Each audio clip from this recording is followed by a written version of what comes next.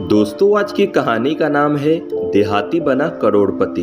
इस कहानी के सभी पात्र एवं घटनाएं काल्पनिक हैं। यह कहानी केवल मनोरंजन के लिए है। अगर कहानी आपको पसंद आए तो लाइक करें, शेयर करें और हमारे YouTube चैनल को सब्सक्राइब जरूर से करें। गांव का एक गंवार लड़का जिसे ना तो पढ़ना आता था और ना ही कोई हाथ में हुनर था। बार बार माँ और बापू के कहने पर वह ना ही कुछ करता और ना ही पढ़ने की कोशिश करता। धीरे धीरे समय चलता गया और उसकी आयु 18 वर्ष की होने को आई, परंतु उसे तो किसी बात की फिक्र ही ना थी। अब तो उसके बापू भी बूढ़े हो चुके थे और खाट पर ही पड़े रहते थे, परंतु उसे केवल घूमना, खाना और अपने दोस्तों के साथ खेलना, इसके अलावा तो कुछ अच्छा ही नहीं लगता था। कुछ दिन बीत गए और यह गंवार आज भी अपने दोस्तों के साथ मस्ती कर रहा था। तभी उसकी माँ रोते बिलखते उसे बुलाने आती है और बिना कुछ कहे घर लेकर चली जाती है। जब वह गंवार घर को पहुंचता है तो अपने बाप को उस खाट पर लेटा हुआ पाता है, लेकिन आज का नज़ारा कुछ अलग ही था। आज तो सारे पड़ोसी उसके घर पर आए हुए थे, जैसे कि आज कोई बहुत ही बड़ी घटना घटी हो।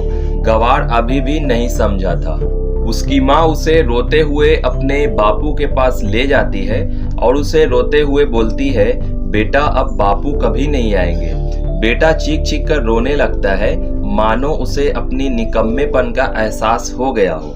शाम हो गई, घर में एकदम सन्नाटा सा छा गया था। आज गंवार बहुत ही अकेला महसूस कर रहा था। माँ का भी रो रो कर बुरा हाल था।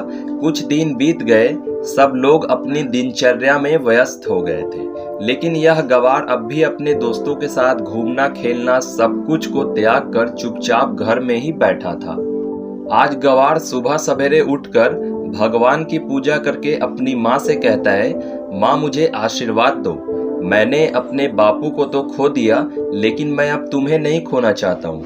मैं जा रहा हूँ बाहर, अब तो कुछ पैसे कमा कर ही आऊंगा।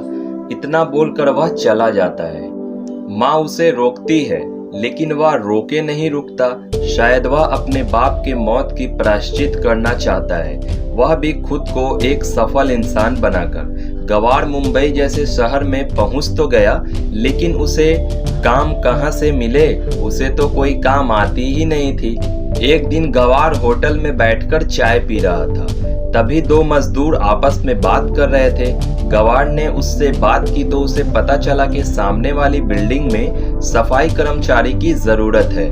उसने सोचा ये अच्छा मौका है, चलो चलकर पता करते हैं। फिर क्या था, गंवार पता करते हुए ऑफिस में पहुंच गया और वह सही पते पर पहुंच गया। उसके बाद उसकी भेंट मालिक से हुई। मालिक ने उसे बोला, क्या नाम है, कहां से आए हो, क्या करते हो? गंवार बोला, मैं गांव से आया हूं, मेरा नाम विजय है और मुझे पैसे की जरूरत है। मालिक ने बोला, वह तो ठीक है, लेकिन तुम्हें सफाई करनी आती है? अगर आती है तो करके दिखाओ। फिर क्या था, गंवार ने फटाफट सफाई कर दी। मालिक को उसकी मेहनत देखकर बहुत खुशी हुई।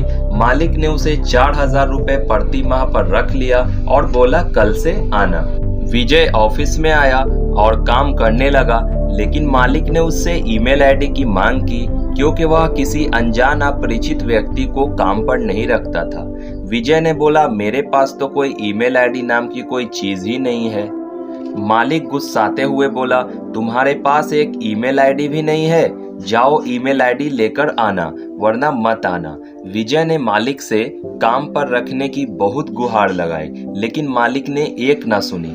विजय के पास कुछ छुट्टे पैसे थे, वह उसे लेकर बाजार में गया और 1 रुपए की ईमेल आईडी मांगते फिरने लगा। विजय जहां भी जाता लोग उस पर हंसा करते और हंसते हुए कहते, देहाती हो क्या? आखिरकार विजय को सफाई कर्मी की नौकरी ना मिली। वह बेचारा बहुत दुखी हुआ और कुछ दिनों बाद उसके सारे पैसे भी खत्म हो गए। पास के ही सब्जी मंडी में उसने मजदूरी करना शुरू कर दिया और उसी से वह भोजन करता था और वहीं पास में सो जाया करता था। एक दिन उसने सोचा, क्यों न मैं मजदूरी के बाद कुछ सब्जी बेचा करूं।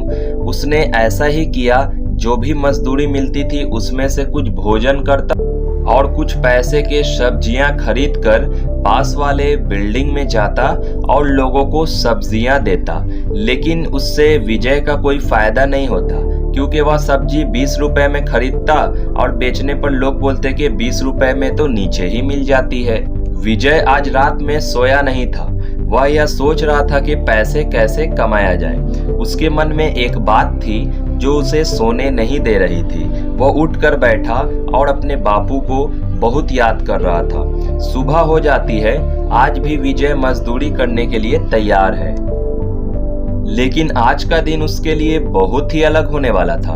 मजदूरी करने के बाद वह कुछ सब्जियां खरीदता है और पास वाले बिल्डिंग में चला जाता है और लोगों को कहता है कि मैं सब्जियां घर पर पहुंचा कर दूंगा, इससे आपको सीढ़ियां उतरने चढ़ने की जरूरत नहीं पड़ेगी। काफी सारे लोगों ने विजय को मना कर दिया, लेकिन काफी सारे लोग बोले ठीक है, मुझे कल से सब्जियां लाकर पहुंचा देना। फिर क्या था, विजय रोजाना मजदूरी करने के बाद सब्जियां पहुंचाने का काम करने लगा। उससे काफी सारे लोग जुड़ने लगे और मुनाफा भी खूब होने लगा। धीरे धीरे विजय मालदार हो गया और उसने बहुत सारी सब्जियां बेचना शुरू कर दिया और सारे छोटे व्यापारी विजय से ही सब्जियां खरीदते थे और विजय बैठकर लोगों को बताता कि सब्जी कहां कहां देनी है और पैसे कहां से लेने हैं। धीरे धीरे विजय करोड़पति बन गया। आज विजय के पास पैसे की कोई कमी ना थी। विजय ने अपने माँ को टेलीफोन किया और बहुत खुश हुआ, लेकिन उसकी आंखों में गम के आंसू थे। शायद इसलिए क्योंकि उसने अपने बापू को खो दिया था और उसे कितनी भी कीमत देकर दोबारा पा नहीं सकता था।